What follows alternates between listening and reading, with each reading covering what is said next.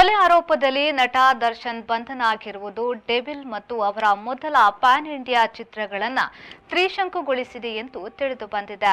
ಮಿಲನ ಪ್ರಕಾಶ್ ನಿರ್ದೇಶನದ ಡೆವಿಲ್ ಬಹುತೇಕ ಚಿತ್ರೀಕರಣ ಮುಗಿಸಿದ್ದು ಈ ವರ್ಷಾಂತ್ಯ ಬಿಡುಗಡೆ ಎನ್ನಲಾಗಿತ್ತು. 5-6 ಚಿತ್ರಗಳ ಸೋಲಿನ ಬಳಿಕ ಕಳೆದ ವರ್ಷ ಕಾಟೇರ ಗೆದ್ದು ದರ್ಶನ್ ಮಾರುಕಟ್ಟೆ ಮತ್ತೆ ಕುದುರಿತ್ತು.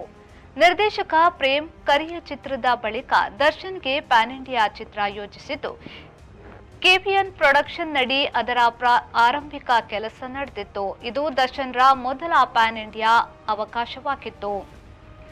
ಕಾಟೇರ ನಿರ್ದೇಶನದ ತರುಣ್ ಸುಧೀರ್ ಮತ್ತು ನಿರ್ಮಾಪಕ ಸೂರಪ್ಪ ಬಾಬು ಸಹ ದರ್ಶನ್ಗೆ ಮುಂದಿನ ಚಿತ್ರಕ್ಕೆ ಮುಂಗಡ ನೀಡಿದ್ರು. ಇವು ಕ್ರಮವಾಗಿ ದರ್ಶನ್ರ 57, 59, 58, 60ನೇ ಸಿನಿಮಾಗಳು ಎಂದು ಘೋಷಣೆ ಮಾಡಲಾಗಿತ್ತು.